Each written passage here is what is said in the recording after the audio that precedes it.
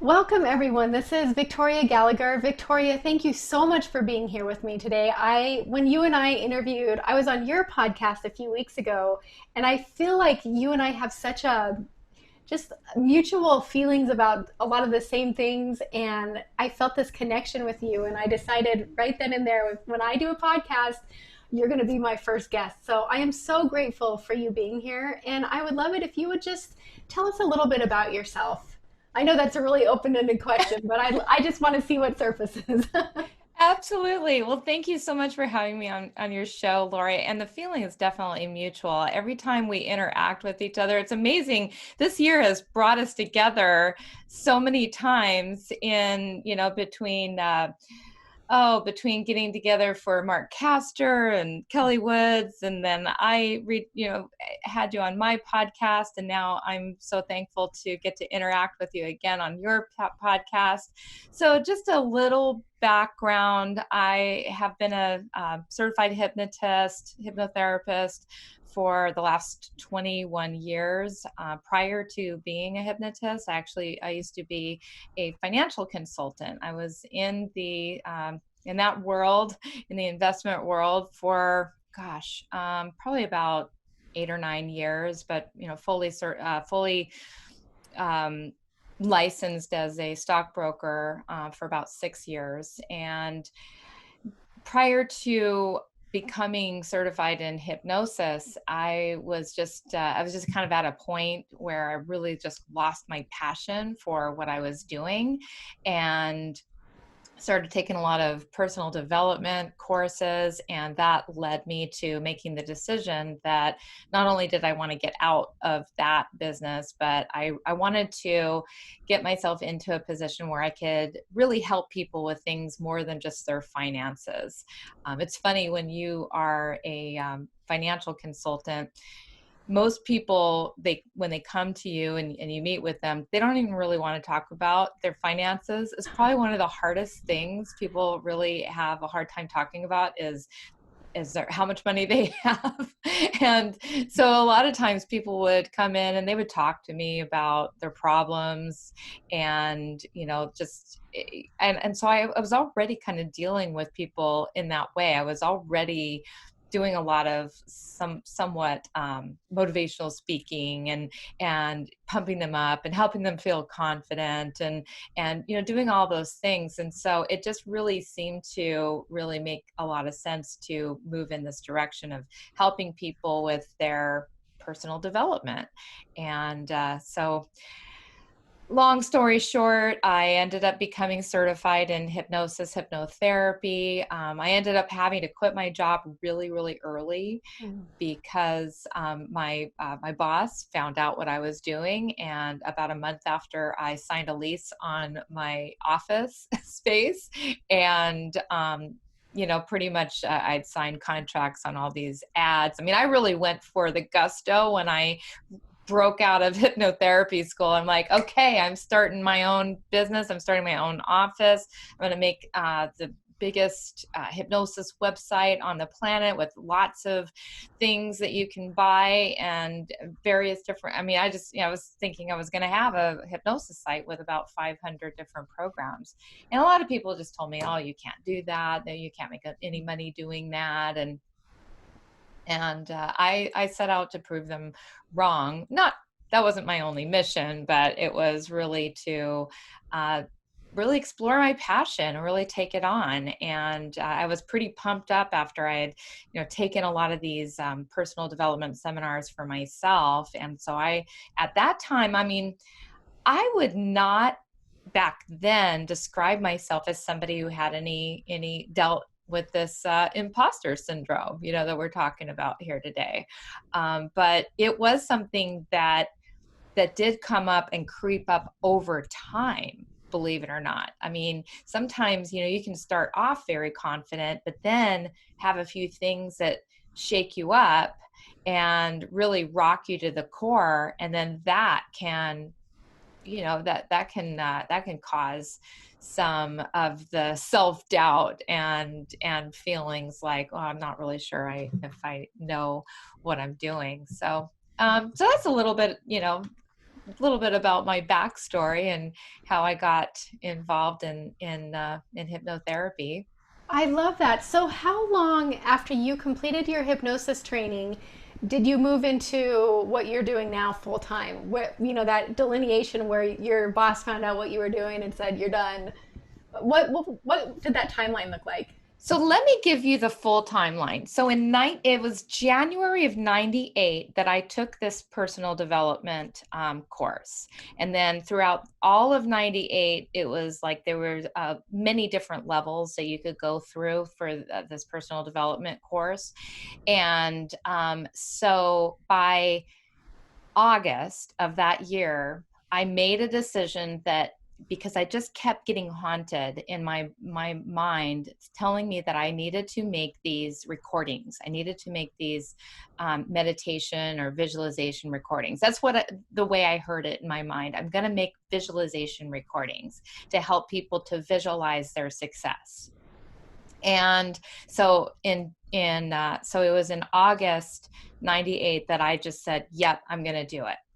And at that time, I didn't exactly know what it looked like. I didn't know how to get qualified. I didn't know really what. I just started writing, and I started a little search online for how to write. And I just kept searching and searching how to write effective meditation recordings. I didn't know what I was searching for exactly, but I just kept searching and searching. And so by about January the following year, so now we're like a year into kind of this realization of my world is changing. I'm moving into some other direction. I don't exactly know what it looks like kind of mode. So I'm into that process for about a year, and right about the middle of January of 99, I finally did the right search, and it brought me to a hypnotherapy training school.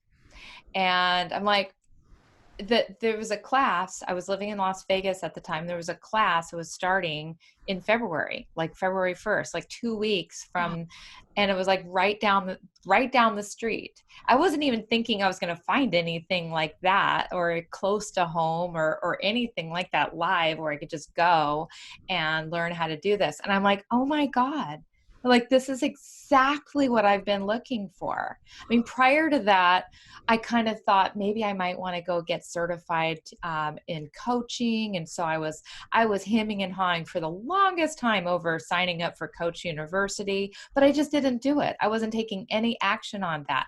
But as soon as I saw the hypnotherapy training and all of that, I'm like, that is it. That's exactly what I want to do. So February was the class. It was all month. It was like 75-hour type of class. And so it was all month.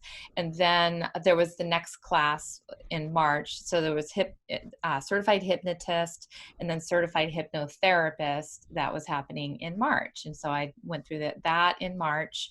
And then April, there was a little bit more like some little NLP credentials and not full on NLP, but it was just it's just some additional training and weight management certification. And I just kept like going and getting all these certifications. And I was like, this is so fun. And our first project in there was to create our first create a hypnosis recording. Awesome. Well, I don't do anything like really small, so I didn't make just a one tape. I made this 6-cassette 6-cassette stress management workshop. It had the little booklet and it had the cover, the little album that all the cassettes fit into the mold and everything. And I printed off 300 of these. I had it made by disc makers and everything. I spent like $15,000 on these Wow. cassettes.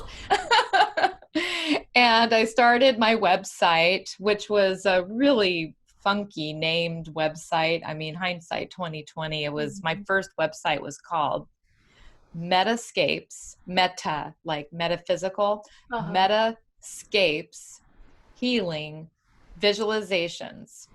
So that was I mean, it's like trying I didn't know anything about SEO or Neither did me. Yeah.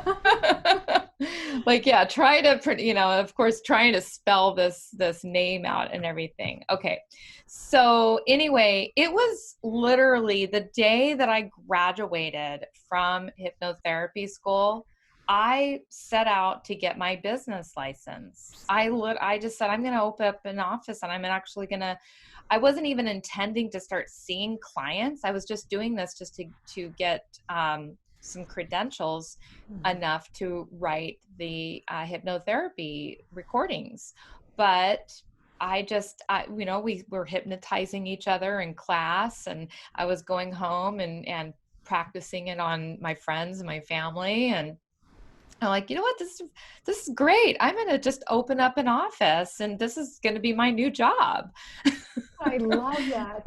And I just thought, like, this is going to be great, and it'll give me that much more experience on my hypnosis recordings to really, really know deeply what people are actual physical people are bringing to me, what they're dealing with. And so in order to get the business license, you had to have an office in Las Vegas. They gave me a stack like 2 inches high of paperwork that I needed to fill out. My entire life history, every place I ever lived before, every place I ever worked. I mean, it was, the entire financial background, criminal background check, you name it. I mean, it was a huge stack, and it was really a huge barrier to entry for a lot of people. Nobody wanted to go through and fill out. I mean, it took me a long time to fill out all that paperwork. That was probably the hardest part about opening my business, Sounds like was it. just filling out all of the freaking paperwork. And you had to go through just jump through all these hoops to get your business license. You had to have the office, you had to have the fire marshal come inspect your office, you had to go before a board of directors. I mean, you had to just do a lot. So I went through all of that stuff starting in April of that year. Okay. And basically I ended up getting my boss got the paperwork right around June, I want to say June 1st. And I didn't actually get my license until July. And so it was like June 1st that he called me into his office, and he said, Victoria, we received some interesting paperwork here from Clark County, business license. Are you starting a business? And I said, yes.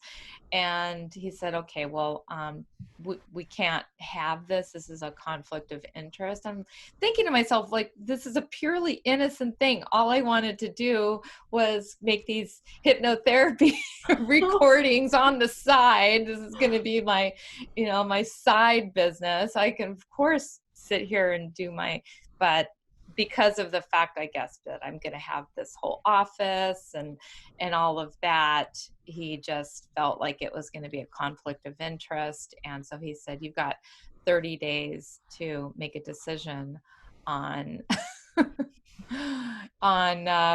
do you want to start your own business, or do you want to stay here and continue making pretty good living? I mean, I was pretty successful. I had a corner office. Yeah. I had a 6-figure income.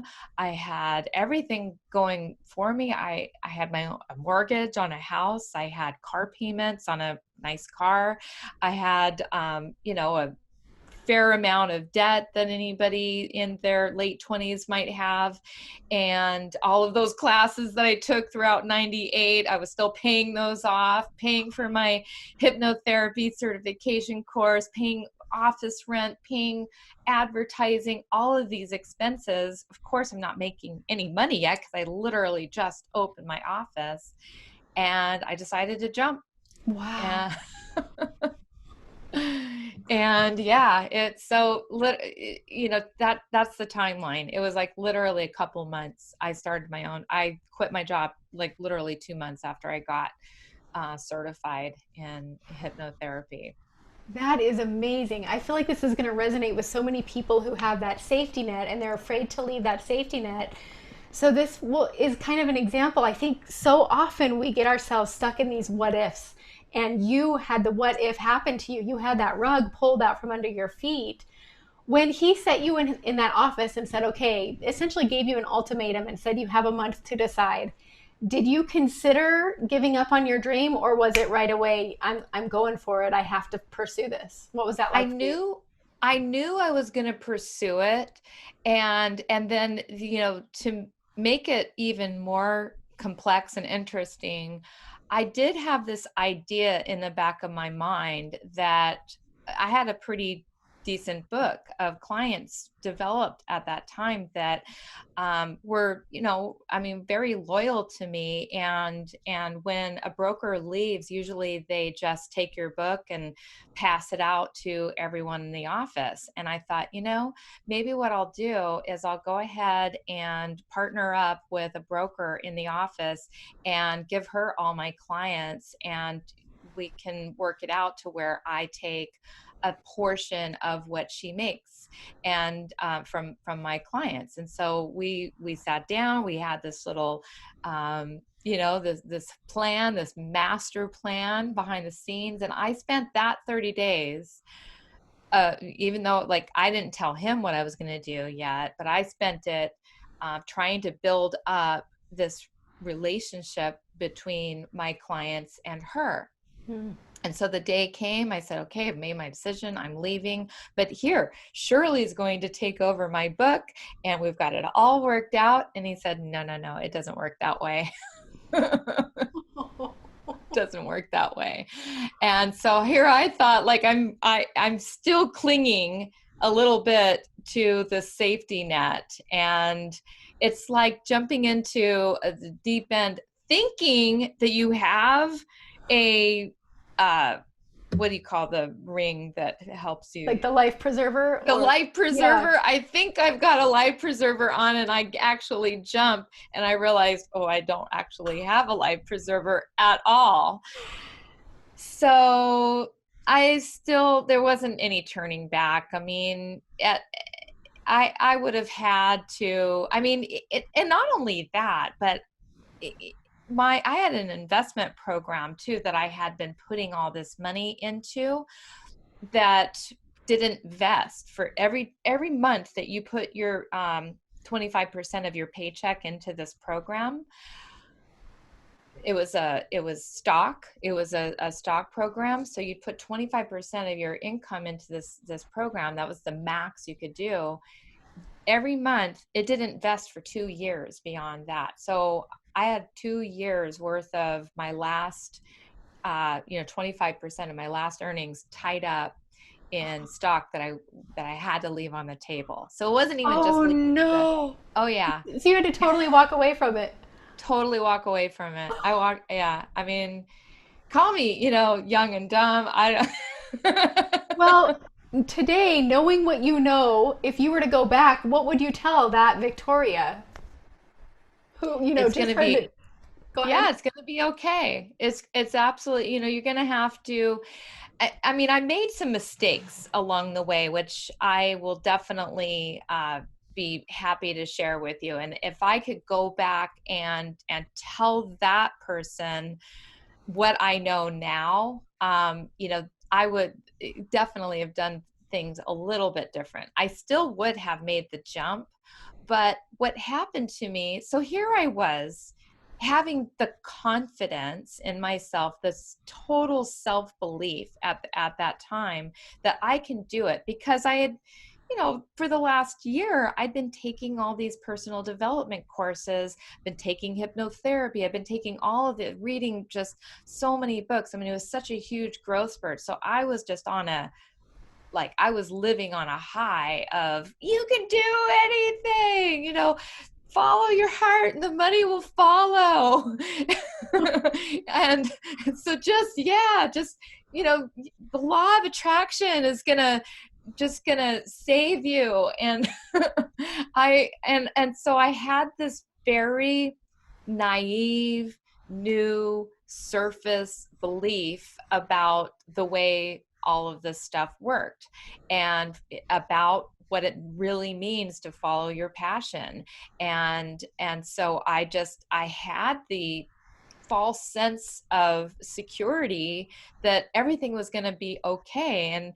And I mean, I even no, this was a little bit later when I ended up buying the new car. But I had I was just really I had like too much false belief in myself.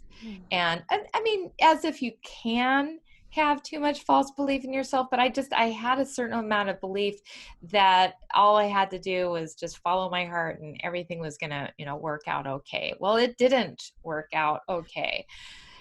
So here it is. I think I started my business June, I want to say it was like June 15th or July 1st.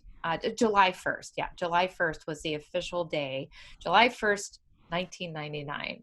And I have no more actual job. My job is now to find clients, find hypnotherapy clients, make hypnosis recordings, make my website better, make myself better, and all of that. And I'm like sink or swim. I'm just, I'm just, and so I spent all this time really working on growing my business, and I was starting to get maybe a couple $1,000s a month in revenue coming in. But I had so much debt. I had so many bills. I mean, that was not enough, to cover everything. I think my nut was like, I hate that word. I don't know how that came.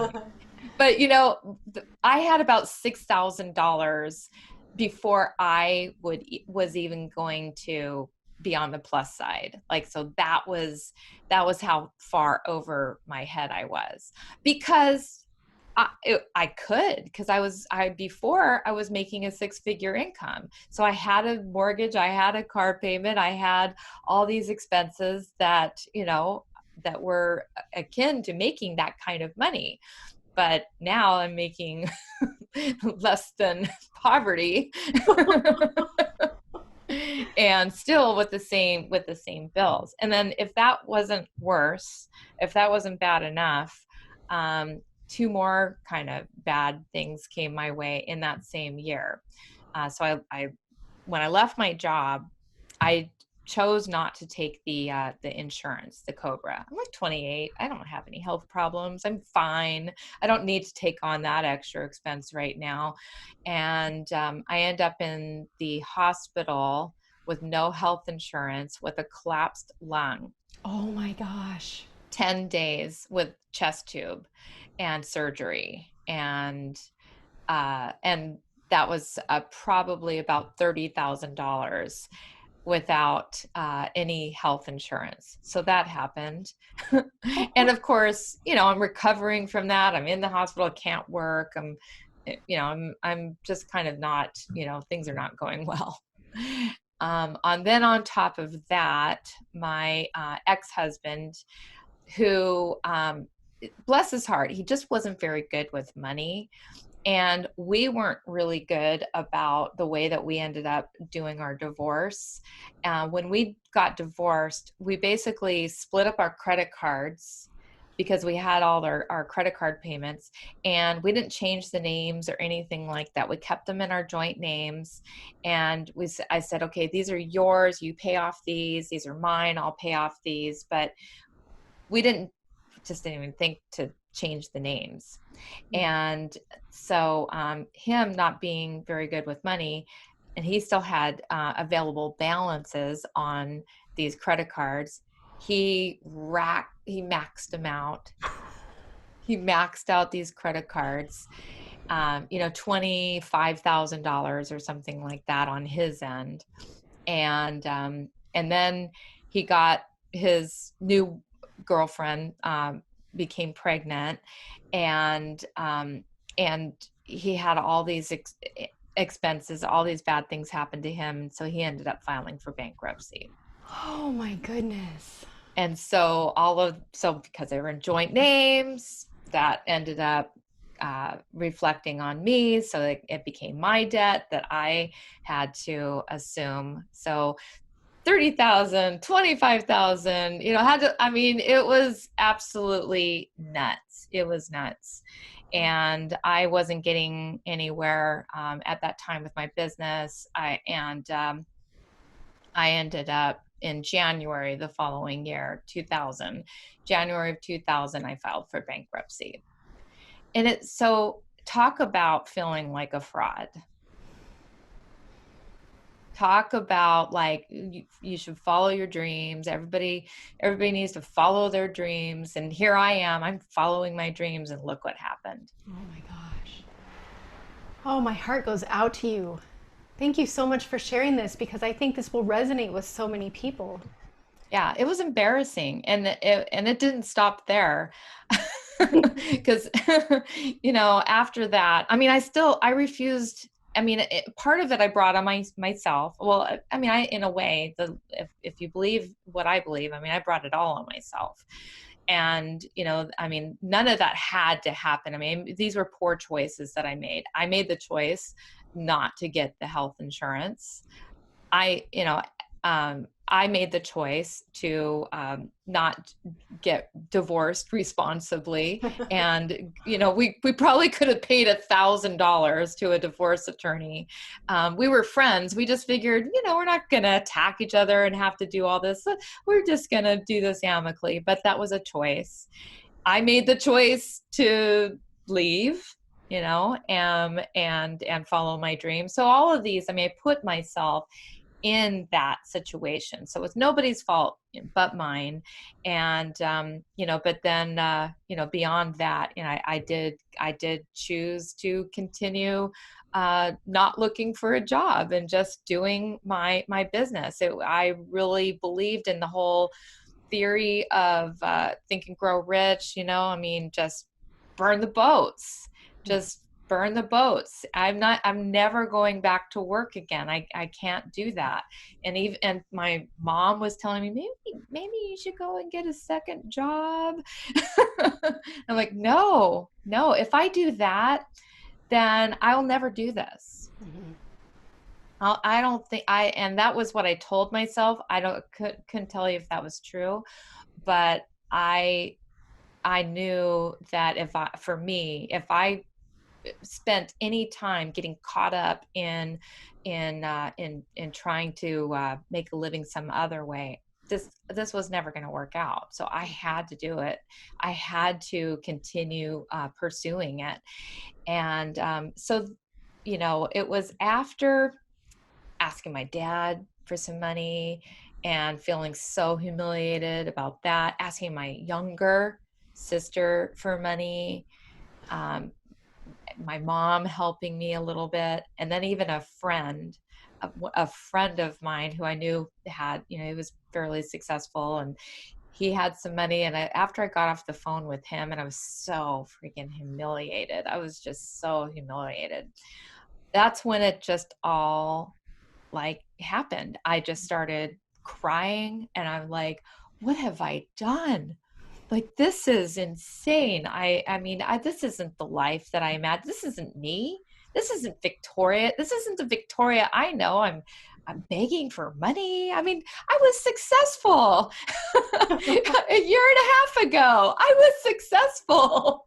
And now, I'm like, I'm struggling, and I'm embarrassed, and like everything's just falling apart. Why is this happening to me? And I'm writing in my journal. I'm like writing a letter to God. I'm not like a religious person, but I'm like, seriously, like at that point, I'm at the point of desperation. I'm just like I'm just writing a letter. Dear God, I don't deserve this. I deserve a better life. What? I deserve better than this, and all of that. And I just like went into this really, really, really deep cry, like just a sorrowful cry. And it was almost like I had a moment where I just stepped out of myself, and I just had this epiphany. that like was, it was like I was seeing myself as this small, incapable person, and I was like being crushed by all of the things that were going on, and it was almost like this victim story that I was starting to fall into this trap of like nothing ever goes right for me, the world is working, everything's working against me. I mean, I had to have a reason for all of this stuff. I was reaching for a reason why all this stuff was happening. It must be that everybody's against me. The whole world's against me. And, here's the embarrassing part to admit. This is the thing I would have changed. The thing that I would have changed is, remember all those wonderful hypnosis recordings that I was making and telling everybody, change your life with the power of your mind, your power of hypnosis, change your life. Do you think I was listening to them? This is so amazing. I know there's so many people that are doing a happy dance right now to realize they're not the only ones. Yeah. Like, what a hypocrite. What a hypocrite. And it really, in that moment, it seems so obvious. I mean, anybody else could probably, if they're in this world, they would say, I mean, you need to reprogram. Well, I guess most people would logically say you need to go get a job. But, that was the thing, that I was so like working and so busy. I'm just too busy to listen to these things. I'm too busy to work on my mind. I thought working on your mind was something I did a year and a half ago to get where I am, to get to that point. But that it's like akin to somebody who says, yeah, I went on that diet and I went on that exercise program and I got my body in really, really good shape. And now I'm set. I don't ever have to do that again. I am No more set. working out, no more No more dieting. working out. I can eat donuts. I can, whatever.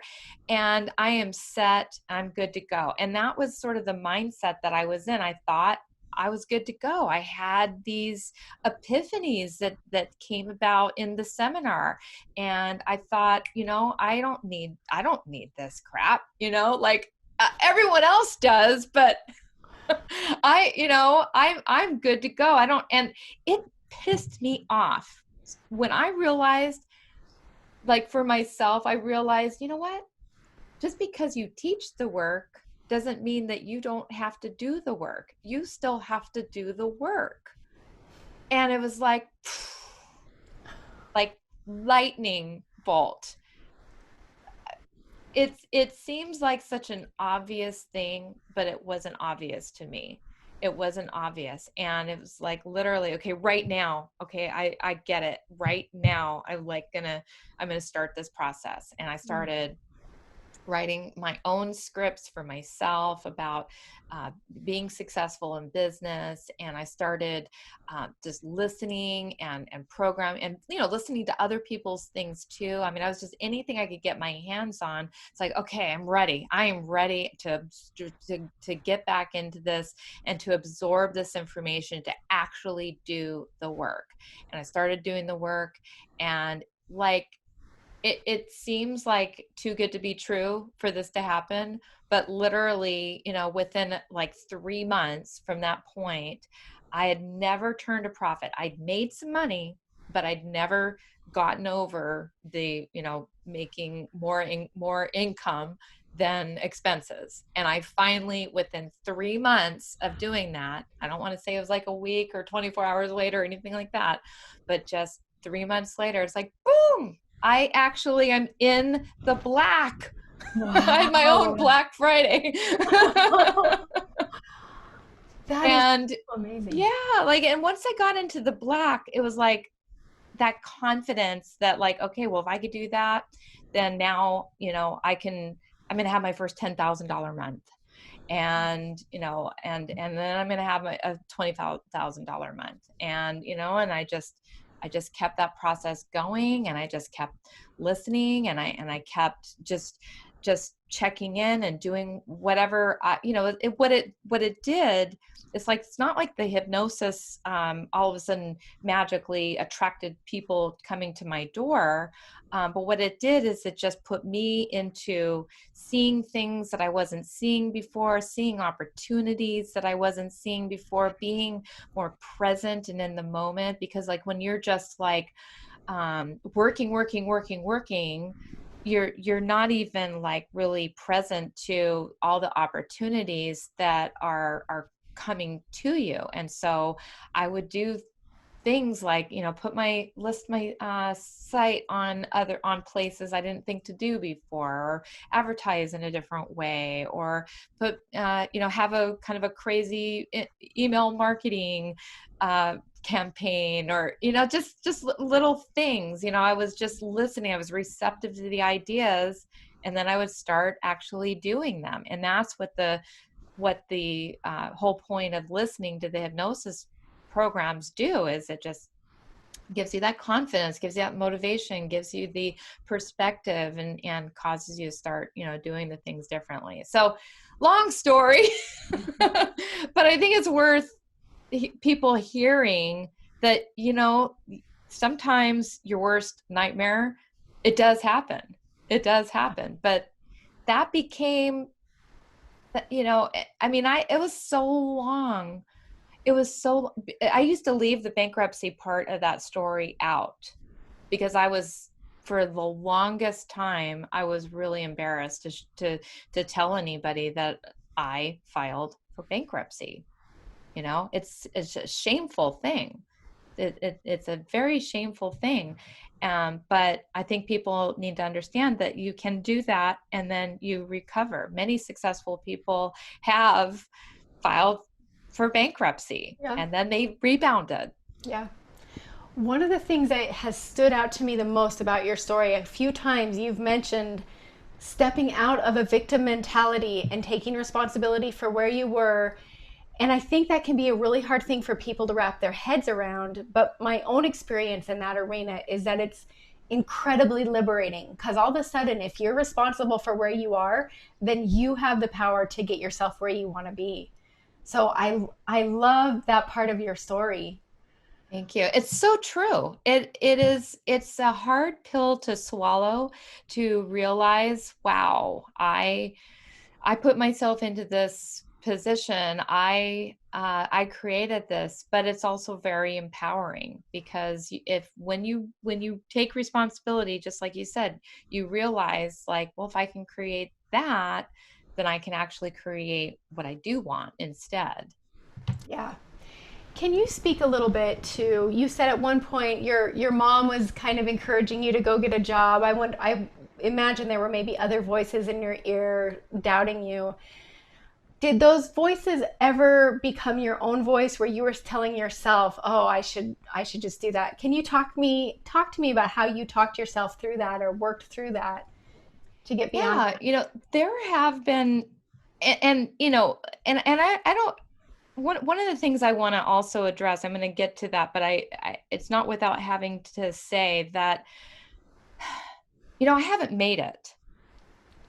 You know, I haven't made it. I still have days, even though I've somehow magically managed to build a successful, reputable business. I still make money online. I still, I have a number one best-selling book. I have all these things, but there's days where there's days that are harder than others. It's not always, when you run your own business, you don't have like a steady, consistent, every single day. It's like, I mean, there's been days that have been worse than others. And so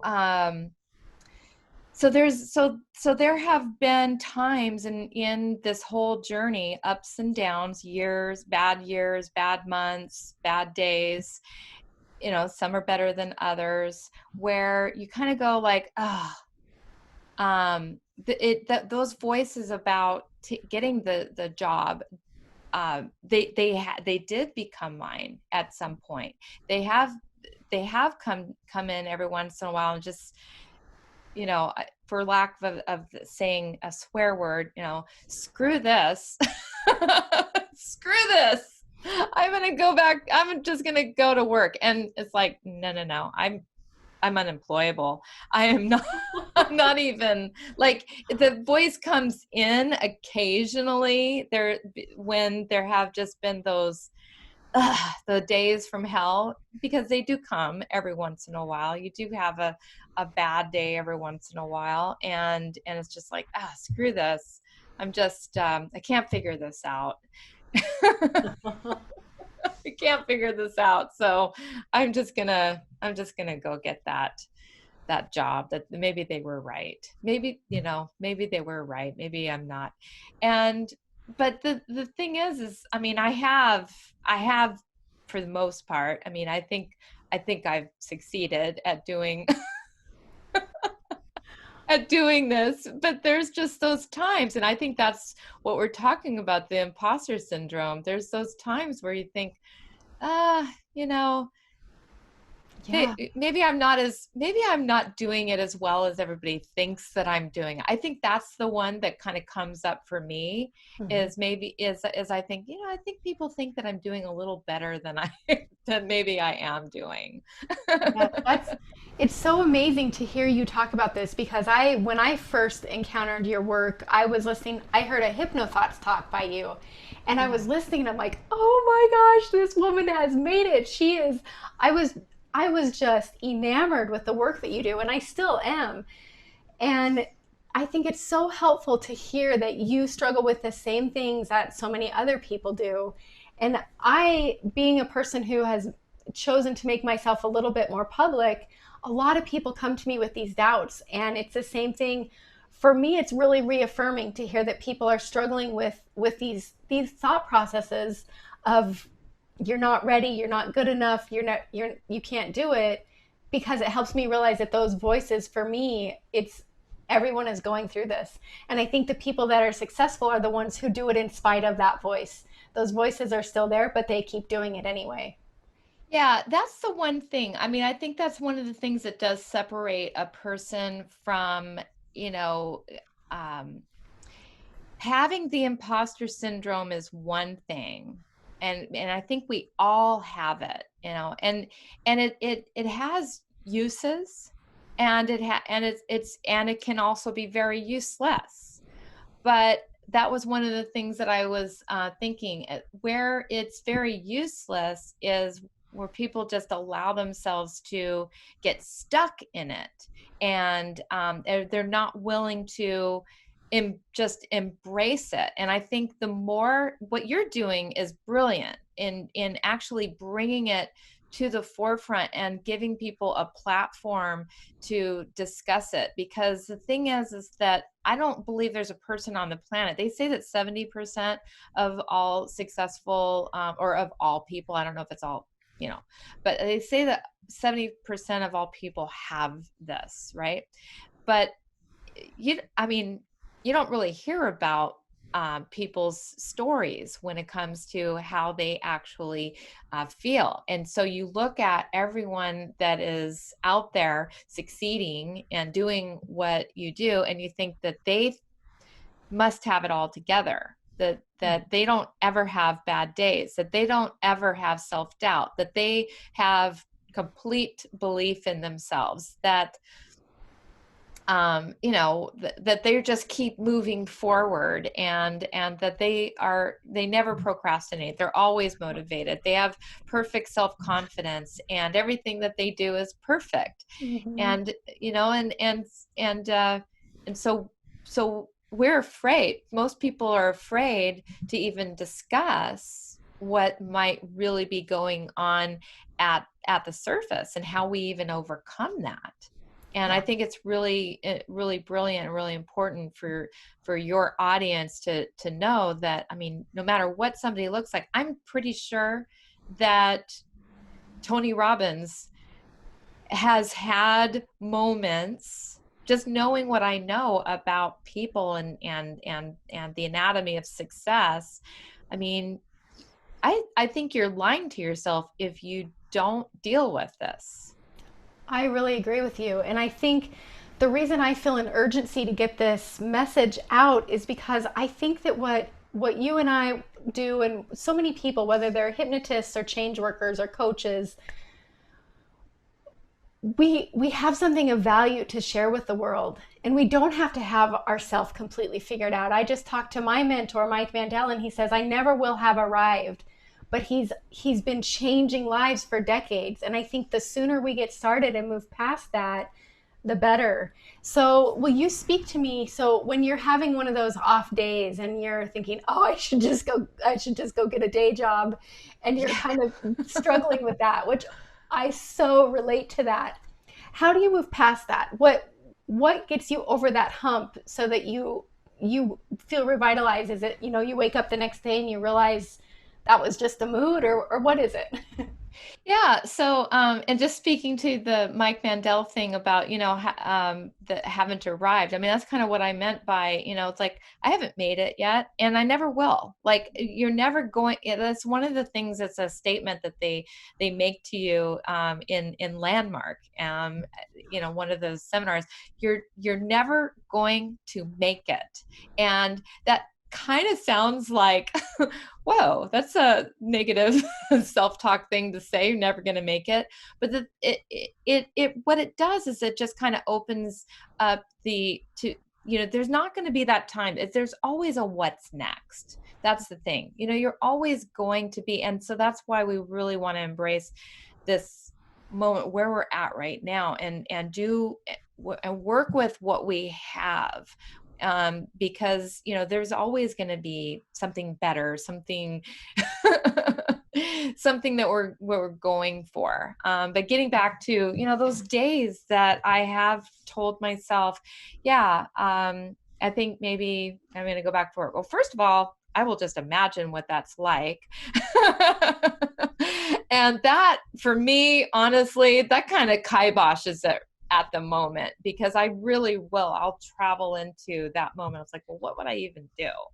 What would that day job even look like? And I'll literally almost have a fantasy about what would I do? But then I'd have to get up at the same time every morning, and I literally, I mean, I think about what it would be like, and then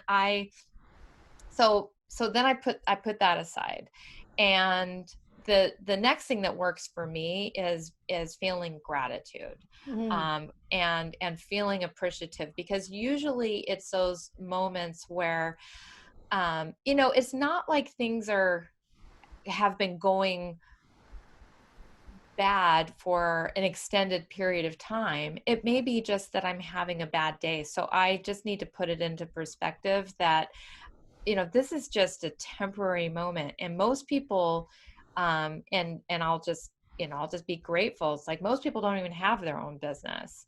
And so I'm just grateful that I have, and I'll look at what I have. Mm-hmm. I'll look at all of the good qualities that I have.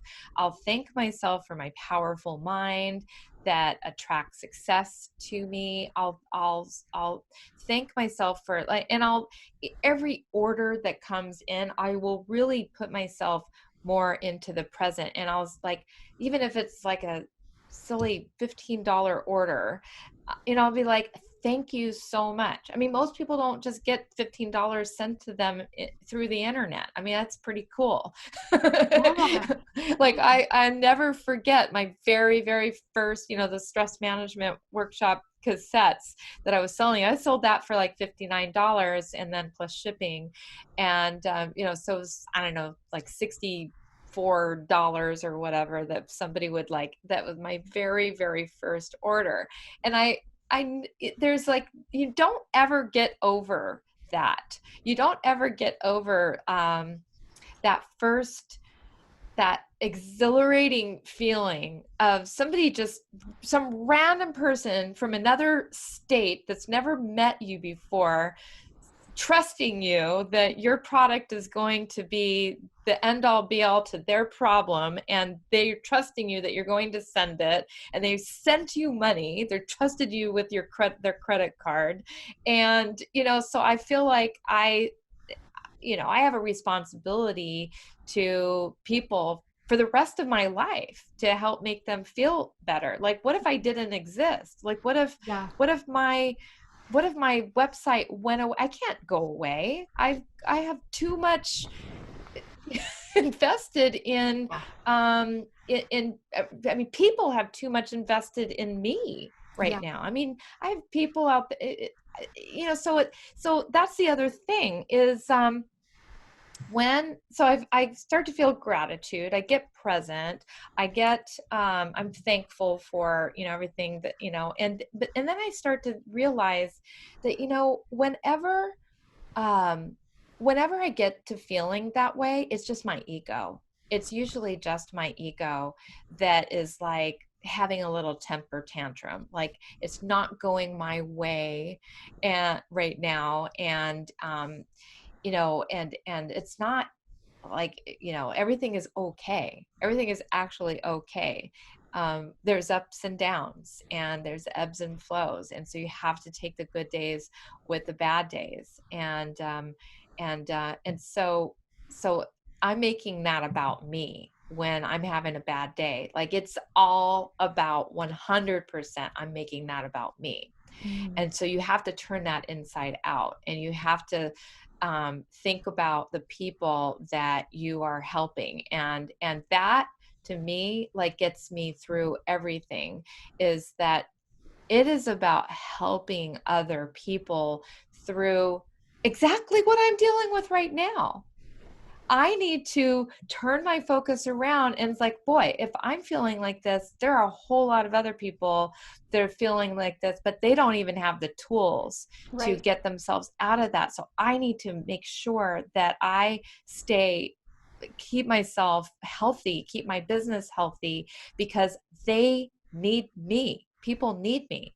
And everybody has a gift. Everybody has a gift to share. Yes. And everyone, if they allow that gift to shine, and they allow themselves to just kind of get over that, that negative self-talk, that I'm not good enough, or I'm not perfect enough, or it's, whatever.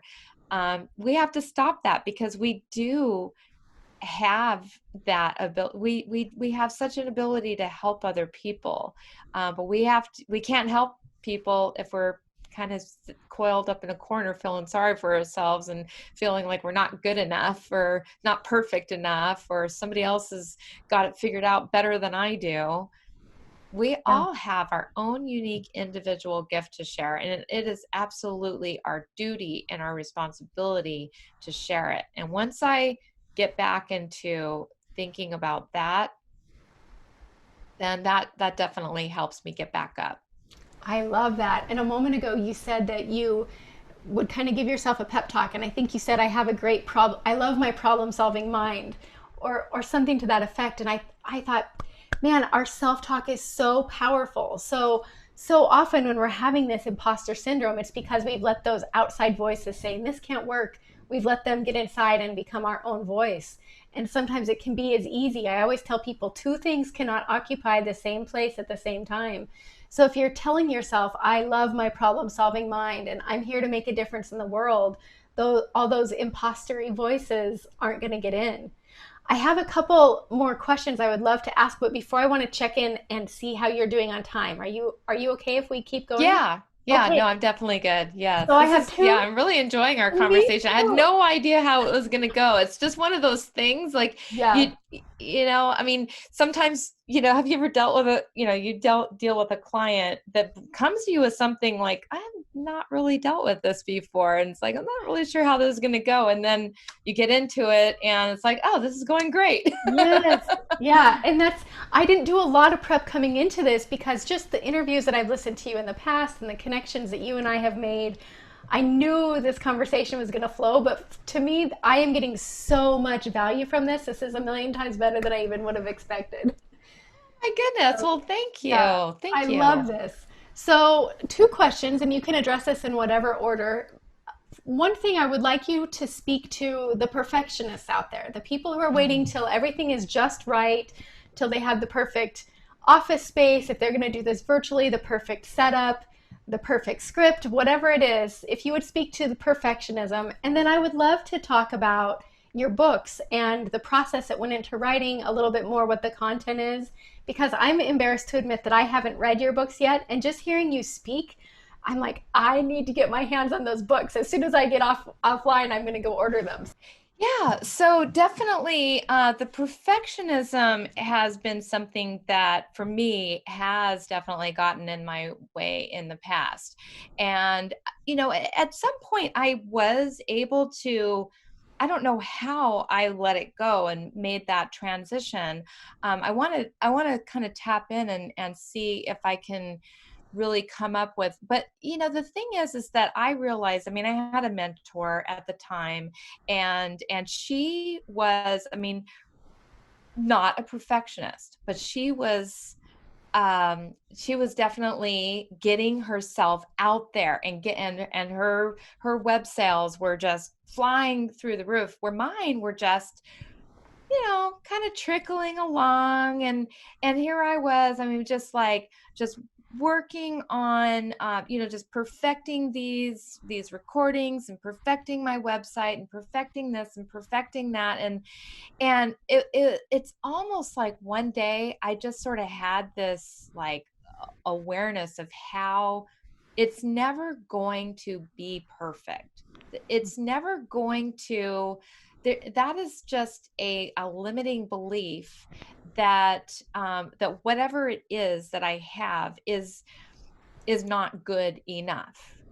And I think so many of us, like we compare ourselves with other things or other people or other products or other services, and it's just this feeling of like not. I think the perfectionism so much is like it's overcompensating from just I don't. It just never feels good enough. Mm-hmm. And you look at it and it's just never going to get better. It's never going to get better. So I think one day I just had kind of an awareness that, you know what, this is something that is holding me back. And you know what it was, I think it was something that Russell Brunson said. I've been kind of a follower of all of his funnel secrets and .com secrets and things like that. And he said something that really hit me once. And he said, because I think part of it is like this feeling like you don't know enough. That Mm-hmm. so many people like they continue to go and get certification after certification, or read this book or read that, or before you'll take that leap and do what it is that you need to do, you just cannot get enough information, and you never ever feel like you know enough. And so what he said was that you only have to be a couple steps ahead of whoever it is that you are helping. Whoever you are helping, you are just you can be just a couple steps ahead of them, and you are going to give that person value.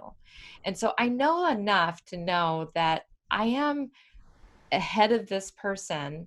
And as far as maybe because I do a couple of things, I mean, I help people with their marketing, and but I also help people with their mindset, so I kind of do a little bit of each of those. And depending on which type of person I'm coaching, well, I definitely know that I'm way ahead of the game. And it's interesting, when it comes to the mindset stuff, when you've been doing this for 21 years, this is such common language. All the people that I talk to, it's such common language that it is hard. It's still hard sometimes to think that you're giving somebody a that you're giving somebody something of value, Mm-hmm. because it sounds like when you're talking, it sounds like, well, I'm just just having a conversation. I haven't really said anything. But to them, and I've had enough experiences with people that when I'm having that conversation, that there's some movement, Mm-hmm. and that there's some impact there, and that there's a transformation from just having a conversation with me. And so, you know, I mean, I'm not entirely over that feeling yet. Like, I don't have enough information to help transform somebody, you know? I still have those days, but for the most part, you know, you just get that, you get after having a conversation like with you. And yesterday I had an interview with this man, and he's like, this interview changed my life. That's It was like, amazing. really? Like, he's just interviewing me for his little show, you know, his show that he has on, I didn't mean little show, but his show, his show. And so, and he said that the conversation changed his life. And it's like little things like that, they do build in a little confidence. Like, all I have to do is have a conversation with somebody Mm-hmm. that I know just a scotch more than they do, and it's a transformation. Yes, that's so amazing. I've used Amy Porterfield as a coach in the past, and she says the exact thing. You just have to be a couple steps ahead of the person you're guiding, and Yeah. yeah, that's So profound. yeah, so that's the perfectionist, kind of getting over that. Oh, there's one other little story I'll tell you about that. So the first time a few years ago that I ever gave a public presentation for a hypnosis, uh, for a, hypnosis conference. It was a few years ago, and I was doing it. It was a more businessy oriented hypnosis conference marketing, and so I was doing it on funnel building, on creating a sales funnel. Which was something that I had been learning about, you know, through work, you know, all the work that I've done with Russell, um, you know, for the last, I don't know, 4 or 5 years. And so I was giving a presentation on that. And at the end of my presentation, and I mean, everything that it took for me just to give that presentation, I mean, the first time that I rehearsed it in my living room in front of my cats, the very first time, I'm like, I'm gonna have to cancel this. Like, there's no freaking way I can do this. Like, I sound ridiculous. I can't speak. I have no, I don't, why did I sign up for this? I don't know what I'm doing. I don't know what I'm talking about. And so yeah, the very first time I, you know, kind of rehearsed it, sounded awful. I mean, I thought I was like, yeah, I am not cut out for this at all.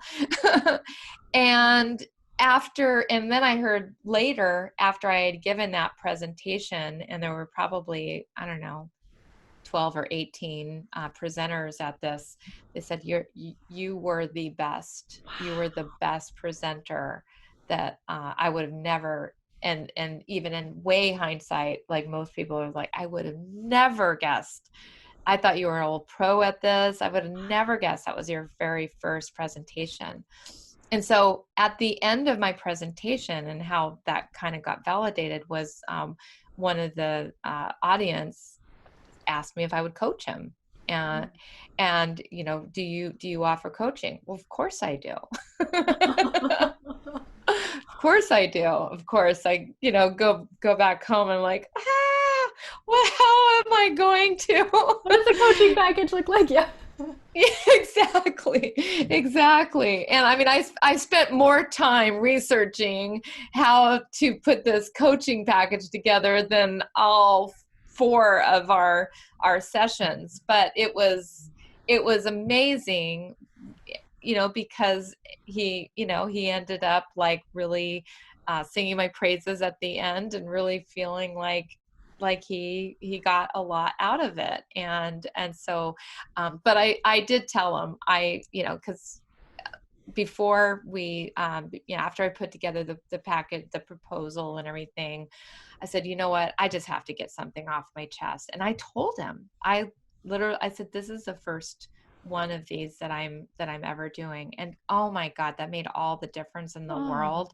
I said, you can back out of this if you want. But I just have to tell you, this is the first time that I'm ever doing this. And so I just, I know that I have things that, you don't know and that I can share with you, but I don't have it all together as far as, a system for you to go through that I know is going to give you transformation. He's like, that's okay. That's fine. I want to know whatever you know. wow. That is so awesome. You are inspiring the heck out of me right now. I need this. Even if nobody else watches this is like so amazing for me. I hope it goes Yeah, viral though and everybody gets to benefit from this I wisdom. do too.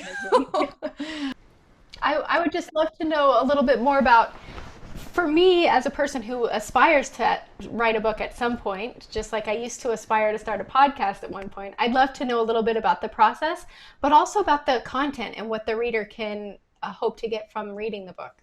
Yeah. So, all right. So I have three main books right now. I have obviously my Practical Law of Attraction book, which is my number one best-selling book. I have my Ultimate Weight Loss Power book, which came out like at the end of last year. And then I actually have my Attract Good Luck book, which is laying down on my little table back there, which I wrote before I wrote those two, but it was kind of, I wrote it really fast, and I was not selling it on Amazon. I was selling it more as like as a audio book with an ebook package. And so that was actually the first one, but I didn't release it until after Practical Law of Attraction. So Practical Law of Attraction, that's sort of my claim to fame book. And that one I wrote, I guess it's now been a couple of years since I actually broke ground on writing the book. And at that time, I was starting to really make a name for myself with manifesting and law of attraction. I was always sort of kind of a one-stop shop for hypnosis, recordings, extraordinaire, every different type of topic you could imagine. But I was also really, really into my law of attraction recordings and really starting to like just want to talk about it a lot online. And then I was asked to do a workshop on law of attraction and do a certification workshop on law of attraction. And I'm like, oh, well, I don't have a system like for teaching people about law of attraction. So I don't know how I would even go about certifying somebody to talk. I'm just talking. I'm just having conversations with people. And so between that and one of my dear customers, who kept telling me, oh, you need to write a book. You need to write a book. You need to write a book. Between those two things, and me saying, I don't have time to write a book. I don't have time for all of that. It just occurred to me that it was time to go ahead and, even though I didn't have time, to go ahead and write this book. And I wrote it with the idea in mind that I was going to teach people about, how to teach law of attraction. And it was really just a compilation of everything that I have known and have felt about that there are essentially 8 manifesting conditions that need to be all in alignment in order for you to attract your desires. I also wanted to, there's been certain movies that have come out about the law of attraction and books, and where the people have this it's like this mysterious thing that a lot of people don't really understand how it works. Mhm. And it's like, seems like magic, and it seems like, oh, I don't buy into that. And I knew pretty much from the time that I read the books, like Think and Grow Rich, and read Creative Visualization, and read a lot of Wayne Dyer and Deepak Chopra and all these kind of books. I mean, I've always understood it, but from a very practical level. Like, I'm not one of these people that just buys into, like, oh, you're just going to wish upon a genie and your wishes are going to be granted. Like, and that's the way a lot of people think of it. When they think of the law of attraction, they think, oh, all you have to do is just, thoughts become things. Well, yeah, eventually. All thoughts become things eventually if you focus on it long enough, if you have a very clear intention, if you visualize it, if you have your internal belief system in alignment with that thing, if you are following along your intuition, and if you are taking inspired action on these things. And there's a process, there's a system.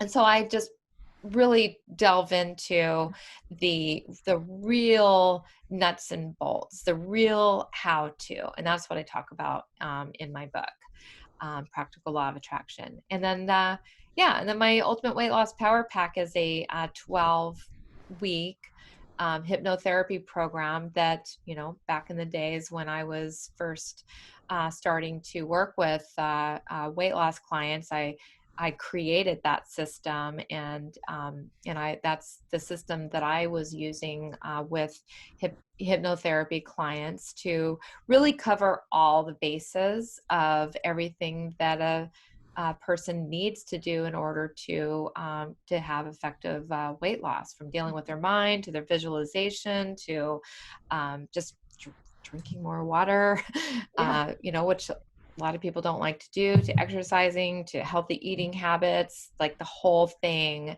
is, all the scripts and everything you need is all in that book.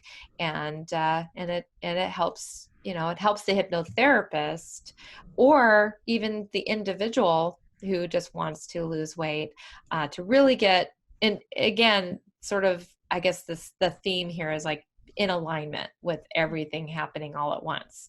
You could be the world's best, at working out all the time, but if you're just eating junk food, then you're probably Right. not going to lose weight, and vice versa. If you have the best eating habits, but you're not moving your body, you're probably not going to lose weight. And you know firsthand, because you work with people on this. You work with people I do. on weight Yeah, loss. that's where I'm specializing currently, and it's because of my own journey. The reason I came to hypnosis was to to address my own struggle, lifetime of struggle with yo-yo dieting and gaining and losing and just frustration. So yeah, I didn't realize that you had. I didn't even realize. I feel so bad that I didn't realize this, that you had a book on weight loss. I'm gonna get that too, because I'm always trying to add to my repertoire and make sure that I have more value to give the people that come to me. So that can be for a practitioner or just a person who wants to lose weight, almost as if they're going to be their own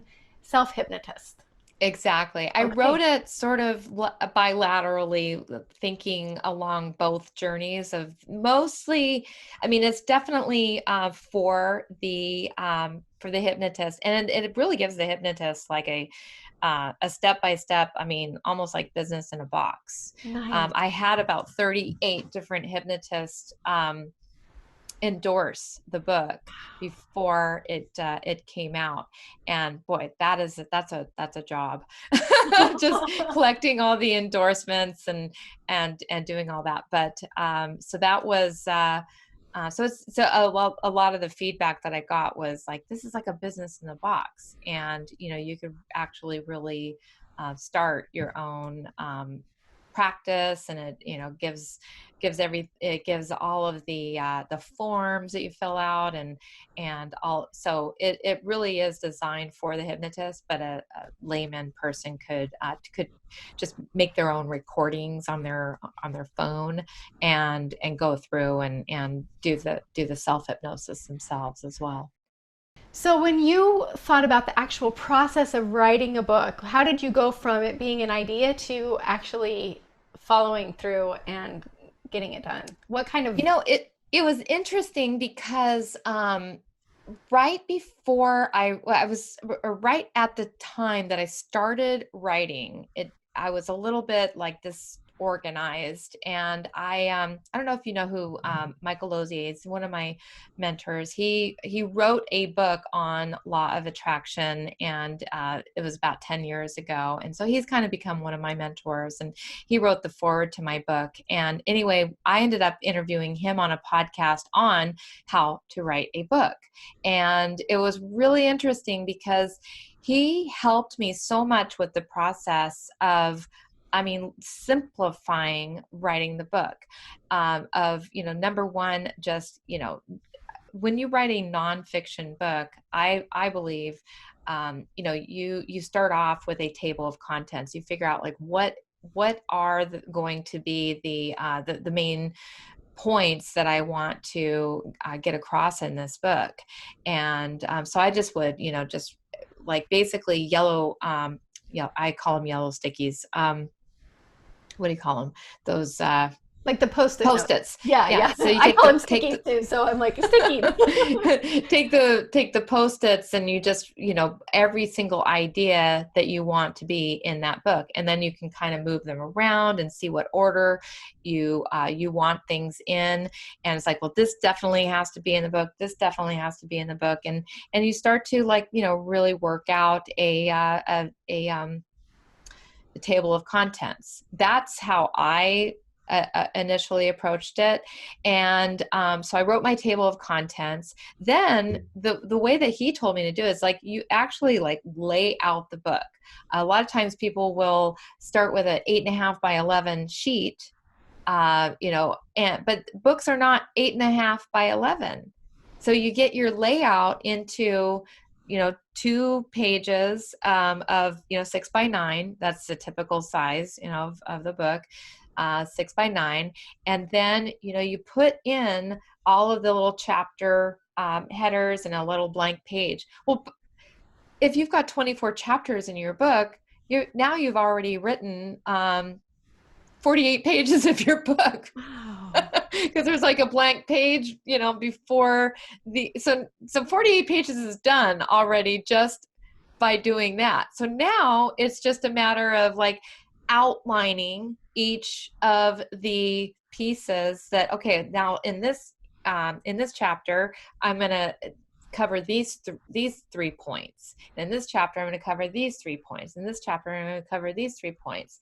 And so now you've got your little sub headings, and those might take a page and a half, 2 pages. So now you've basically spaced out the book, and then you might have a little sample. Like I have exercises in my book, so every single all of the every chapter has 1 or 2 exercises. So I have the exercises, and then I have an example of how the exercise is done. Awesome. Yeah. And so before you knew it, I was trying to keep the book down to like 160 pages because it would be less weight to mail.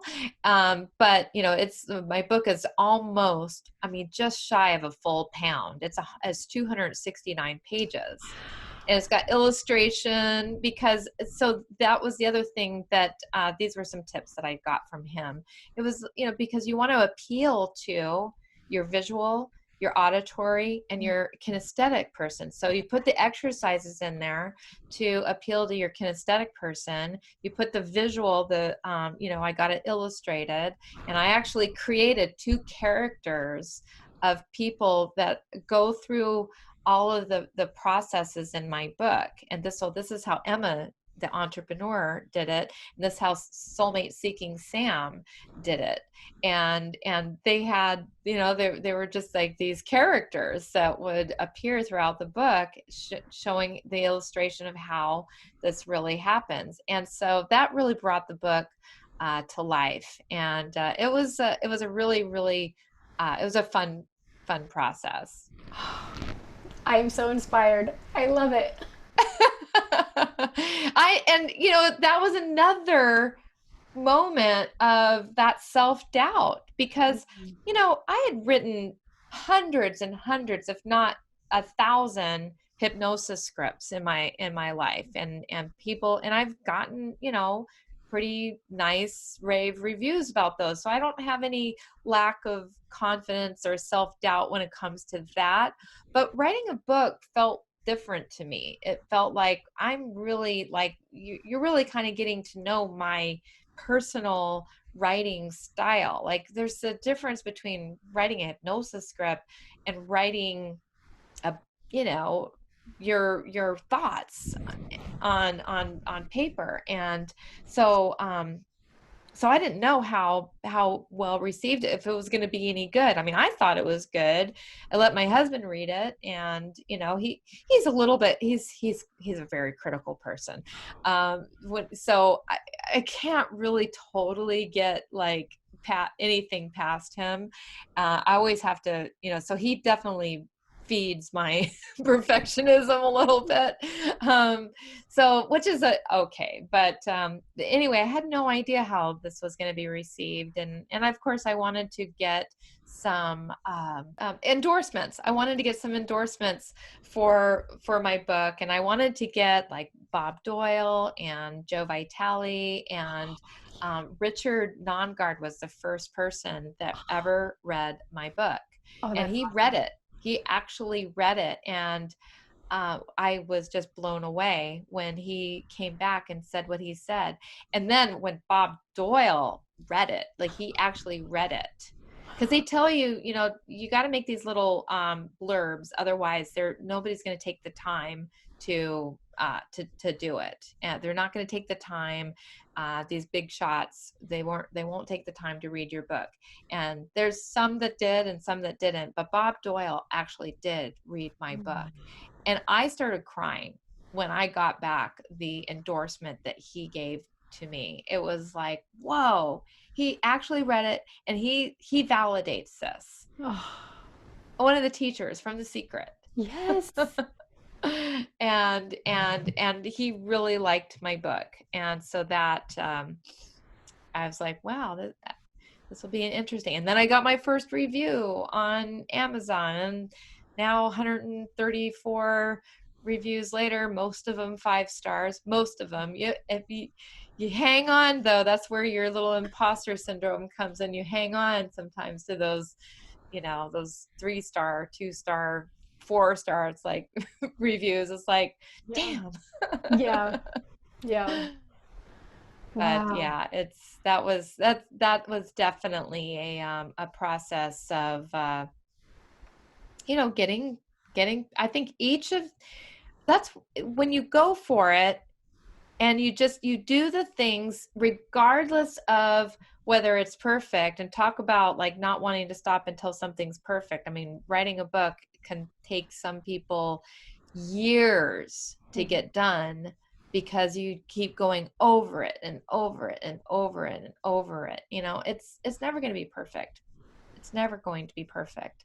And so you have to just keep going and keep taking on new challenges, and keep challenging yourself, and that is how you're going to grow. And each one of those things, I believe the imposter syndrome's never going to go away completely, but you chip away at it. You chip away at it by doing and putting yourself out there, and allowing yourself to embrace your mistakes and embrace your humanness, and recognize the fact that the I believe the imposter syndrome, it plays a good role in keeping us humble, in keeping us doing good job. We genuinely, I mean, it means something good about you. It means that you are concerned about making sure that whatever it is that you're putting out there, that it's high quality, that you care about that. And I think that it does play a role in serving us in that humility, and that I think, we're never going to get to a point where it's like you can't improve. That would be horrible. We're Yeah. always needing to improve. And so that imposter syndrome, I think it's good for that. I think it can be a good thing. If there's always a positive and a negative to every quality. And so it can slow you down and prevent you from moving forward and doing things, but it can also help you to be the best version of yourself.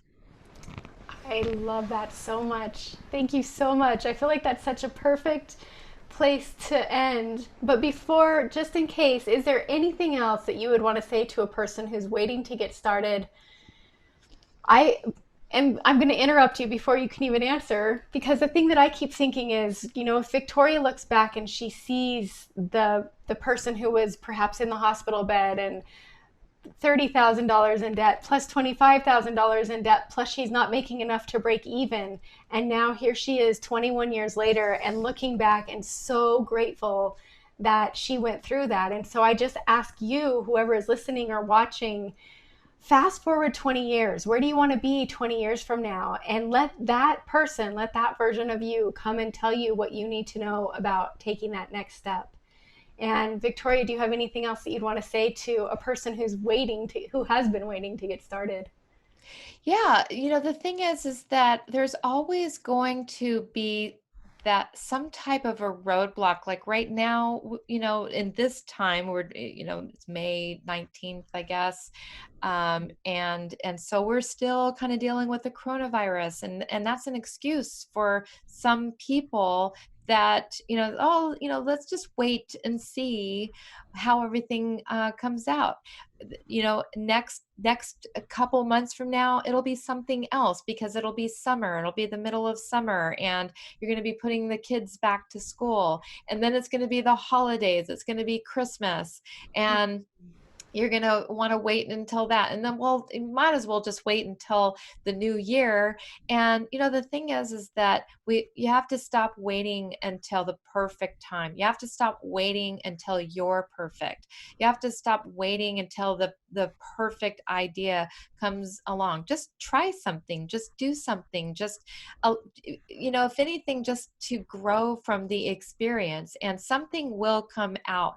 I believe that any idea that you have it's meant for you. It's meant for you to take that idea and explore it. And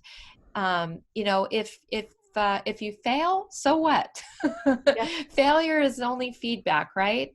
Mhm. And it's just an opportunity for you to say, okay, now I know one way and one thing that didn't work. What's next?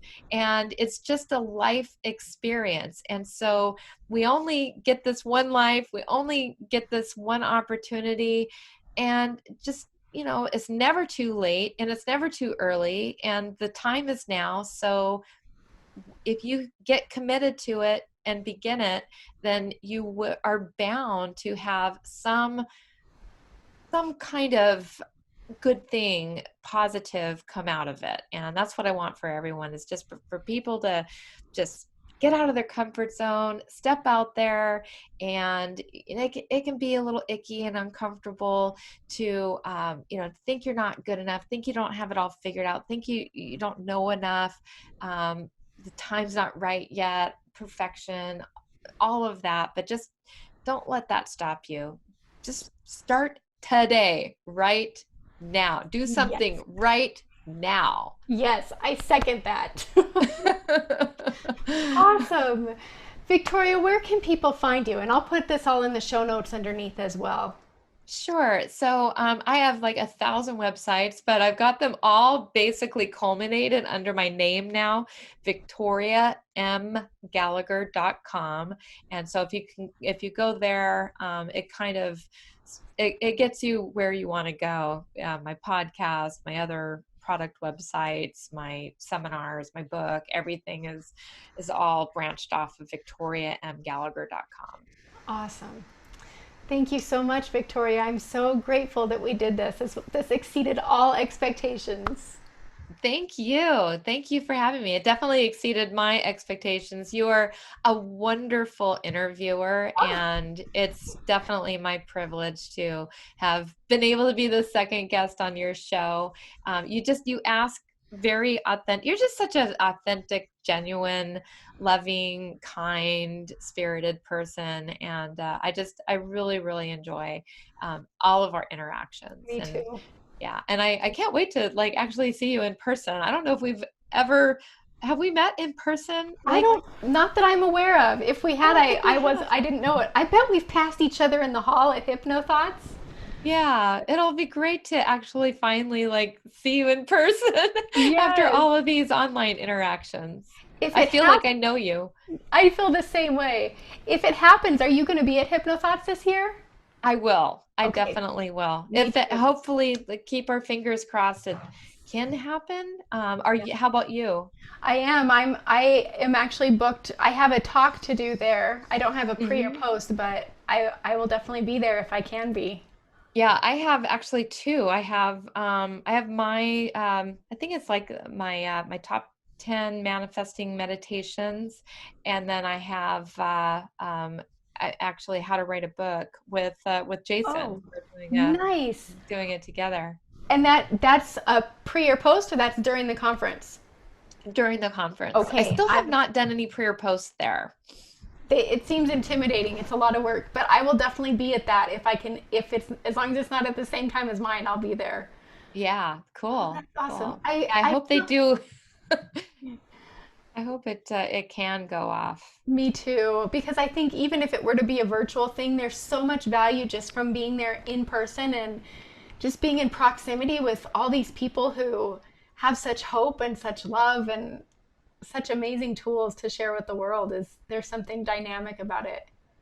Definitely, Yeah. definitely. Well, thank you so much. Please reach out anytime if there's anything I could do for you. I'm so grateful that we are have connected and I appreciate your time. Thank you. Thank you. And Thank you. I appreciate yours too. The feeling's mutual. Thank you. Have an amazing afternoon, Victoria. Thanks, you too. Bye. Oh, real quick, Oh, are you in Florida or Arizona? I'm in Arizona. Okay. I was going to say if you're in Florida, you have to tell me because I think I'm going to be out there in a couple months. So Oh, okay. all right, have an awesome afternoon. Thanks, you too. Bye. Bye.